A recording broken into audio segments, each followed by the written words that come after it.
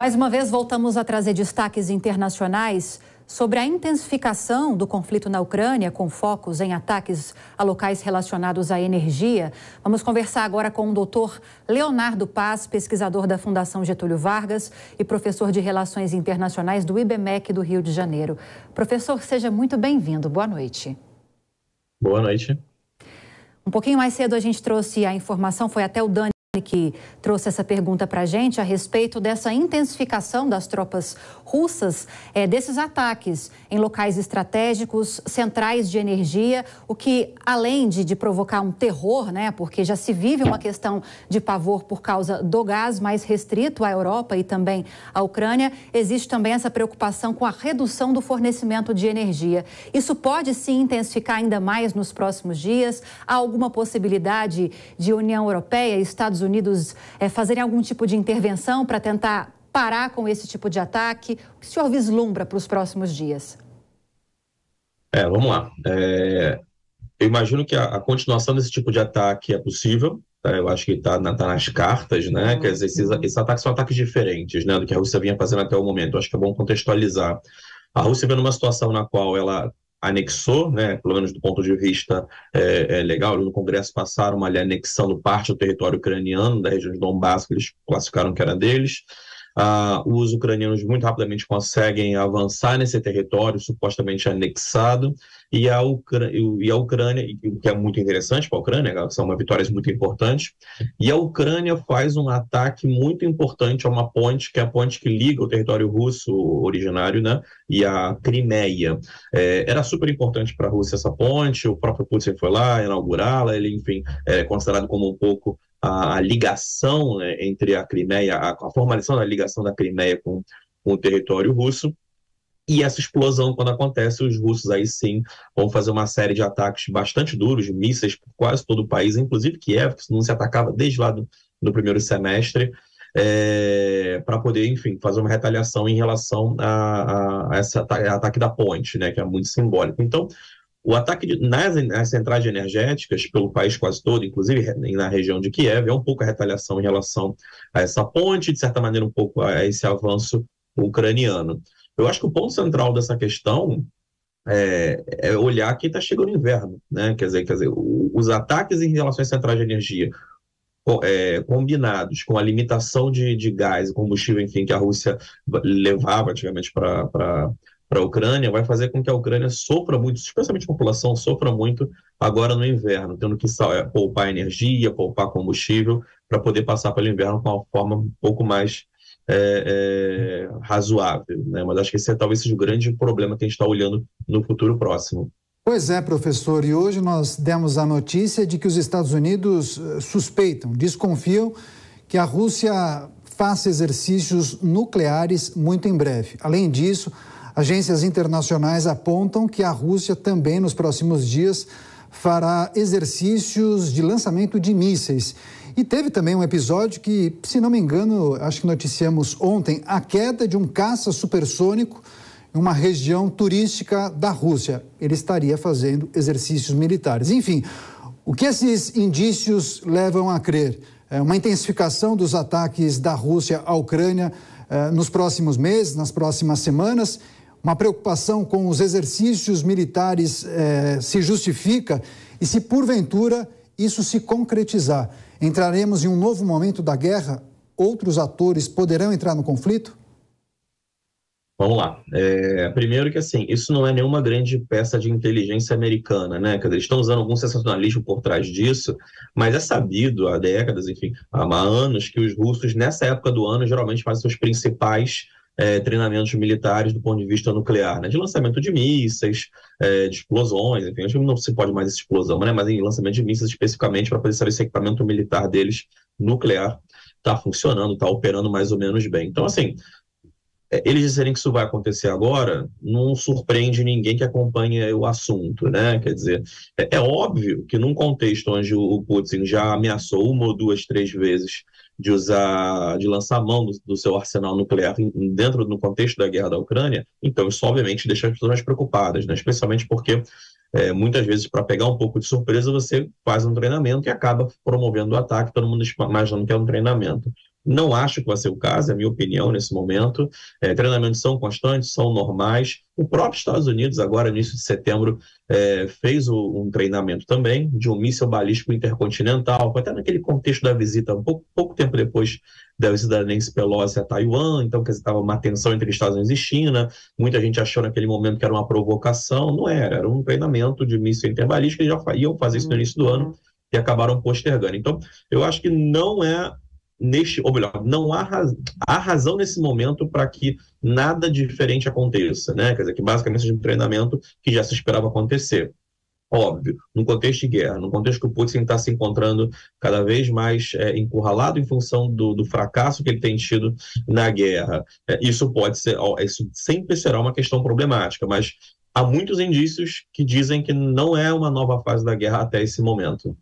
Agora, o Dani questionou também, né, professor, a respeito dessa possibilidade, com todos esses desdobramentos, de novos atores se envolverem diretamente nesse conflito. E aqui eu menciono a OTAN, Estados Unidos, União Europeia, que seguem multiplicando as sanções a cada novo ataque ou ofensiva mais brusca que é feita pela Rússia, que são feitos, né, pela Rússia. É possível que esse apoio até então logístico, nessa doação de armamentos para os ucranianos, passe para um próximo passo? Diante de todas essas ameaças que a gente tem, o senhor não acredita muito, né, nesses blefes de guerra nuclear. Não. Mas é possível que eles acreditem e que isso avance um pouco mais? Eu acho que eles, sem dúvida, trabalham com a possibilidade que isso aconteça, que os russos eventualmente utilizem armas nucleares táticas, que são bombas menores, enfim, que se usam no campo de batalha, não são bombas estilo que destroem cidades, como a gente imagina um pouco quando a gente pensa em Hiroshima e Nagasaki, né? Não seria isso não, seriam bombas menores. É o que eu acho que eles trabalham com maior probabilidade, mas uma vez usado o arsenal nuclear. Vocês entram no mérito do engajamento dos europeus e americanos do ponto de vista do conflito? Eu acho que não. Eu acho que tudo continua como está nesse momento. As sanções, no primeiro momento, surtiram um efeito muito rápido, ou melhor, parecia que tinham surtido um efeito muito rápido, só foi muito subestimado, né? Quer dizer, os russos, de maneira geral, foram muito subestimados nesse aspecto. Houve clareza que eles já vinham se preparando desde 2014, quando aquelas primeiras sanções mais simples vieram, quando eles acabam anexando a Crimeia. Então, os russos se mostraram resilientes, não anteciparam o tamanho do pico de preço do petróleo, e como o pico de preço do petróleo iria ajudar a fazer com que, enfim, novas receitas aos russos pudessem facilitar o financiamento da guerra. Então, não tem jeito. Sanção é uma guerra de paciência. Só vai chegar um pouco mais para o ano que vem, enfim, quando a Rússia ficar um pouco mais apertada. E mesmo assim, as sanções são limitadas a um conjunto de países. Tem muitos outros países no mundo, como Turquia, Estados Unidos, como Turquia, Índia, China, enfim, que não aderiram às sanções e são um pouco uma válvula de escape para a Rússia. Então, é difícil saber se essa paciência vai vingar eu digo médio prazo, ano que vem mais um, né? Então, acho difícil olhar para isso. De todo modo, a probabilidade do Ocidente, OTAN, como vocês me colocaram, de levarem a um novo nível de inserção no conflito, de ação mais concreta, eu acho muitíssimo improvável, porque aí realmente é um convite para o Putin utilizar a arma nuclear que ele tanto, enfim, ameaça. Professor, eu converso com alguns analistas e também professores que tratam das questões que envolvem a guerra na Ucrânia, e não é incomum escutar alguns falarem sobre a possibilidade de uma intensificação dos ataques, e eu já até escutei um colega dizendo, olha, a guerra vai começar a partir de agora, querendo dizer que a Ucrânia se preparou e agora ela recebeu muito armamento de outros países e agora ela pode não enfrentar de igual para igual, mas ela tem poderio bélico-militar para pelo menos retomar algumas áreas, e a gente noticiou isso em várias regiões da Ucrânia. Pois bem, além disso, tem essa questão trazida pela Lívia desses ataques às centrais de eletricidade, alguns ataques estratégicos por parte de Vladimir Putin. O que a gente pode falar sobre esse novo momento da guerra no que tange à estratégia militar de Vladimir Putin, que tem intensificado os ataques? E também eu queria que o senhor comentasse uma situação bem delicada. O nosso repórter que faz a cobertura da guerra mora na Europa, ele trouxe informações de um relatório elaborado pela ONU que aponta justamente o aumento de relatos de casos de estupro e violência sexual na guerra da Ucrânia. Segundo informações preliminares, muitos soldados estariam recebendo estimulantes sexuais, Viagra, para utilizar o estupro como arma de guerra. Esse é um expediente utilizado sempre, não é... O que a gente pode entender desse momento da guerra, quando a Rússia se utiliza, claro, de maneira preliminar, desse tipo de estratégia? Tá bom, vamos lá. São dois assuntos, né? Eu vou começar pelo segundo. Violação sexual é bem esperado em conflitos, lamentavelmente, né? A gente tem, enfim, relatos históricos dramáticos desse tipo de situação, né? Que vai desde de estupros coletivos, vai desde mutilação de genitália das mulheres, como ocorre em alguns lugares da África, no próprio conflito nos Balcãs, na época da década de 90, os sérvios também faziam muito isso com os estupros coletivos para tentar um pouco prover uma ideia de limpeza étnica, evitando quase que uma nova geração de bosnios muçulmanos surgisse, enfim. Então, isso, lamentavelmente, é uma coisa bastante comum. O que eu acho que talvez seja um pouco menos comum, é muito comum a violação sexual, mas eu acho que talvez seja um pouco menos comum algo nessa linha de ser uma política de Estado de dar estimulante sexual ou de orientar os seus soldados a estuprarem para poder, enfim, engravidar as mulheres ou mutilar a genitália de forma geral para poder também limitar a capacidade das mulheres terem filhos. A lógica de ter uma política por trás disso é menos comum. Agora, a larga disseminação, enfim, de violação sexual em conflitos, lamentavelmente, é bastante comum. Em relação à primeira questão, é muito difícil analisar, né? Eu acho que assim, eu não sei se uma nova guerra vai começar agora, como talvez alguns especialistas tenham dito, né? É verdade que sim, a Ucrânia recebeu um conjunto muito impressionante de armamento até esse momento. Ela começa a receber armamentos um pouco mais sofisticados, artilharias de um pouco mais de longo alcance, o que dá uma certa vantagem a ela que ela não tinha. Ela, enfim, recebia uma artilharia dos russos, não tinham como devolver, agora eles começam a ter como devolver. Isso já se provou um pouco vantajoso quando eles conseguem fazer esse ganho de território nessas últimas 2 semanas. O que eu acho é o seguinte, a minha percepção é que o inverno é uma época geralmente mais difícil de combate, de maneira geral, enfim, outono e inverno, e o problema os russos eles ocuparam o território e eles estão fazendo agora, trazendo mais soldados, né, quer dizer, acabaram de fazer um novo conscription, né, quer dizer, enfim, um novo recrutamento de soldados. Vai demorar um pouco mais para você armar esse pessoal, treinar e tudo mais, alguns meses, enfim. Esse pessoal eventualmente vai chegar a campo daqui a pouco. E tem um número mágico que, mais ou menos, se você precisa, de maneira geral, 3 vezes o número de soldados para ganhar um território que está ocupado pelo inimigo.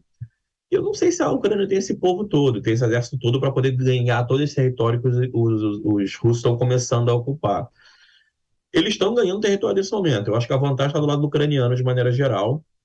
Eles estão chegando perto de Kherson, que é a principal capital regional na região de Donbass, que já está na mão foi a primeira capital regional que os russos conseguiram. Os ucranianos estão ali em volta. A situação já foi dita pelo principal general russo na região, é tensa. Então, se eles ganharem uma super vitória para os ucranianos, talvez isso levante até a moral e tentam eles empurrarem mais.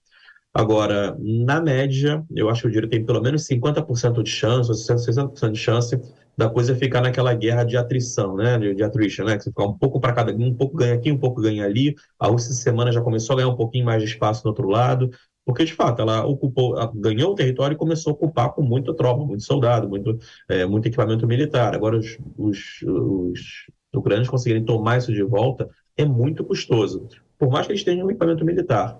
Sim. É óbvio que isso talvez fique mais complexo para o médio prazo, de novo, olhando já mais para o ano que vem, na medida que a Rússia comece a sofrer mais com o impacto das sanções, com dificuldade de financiar a guerra, com dificuldade de acessar equipamento militar, reposição de equipamento militar, enquanto os ucranianos supostamente têm, enfim, uma fonte quase infinita, porque o Ocidente, os Estados Unidos / Europa, estão bem abertos a ajudar os ucranianos a receberem um conjunto bastante grande de suprimento militar.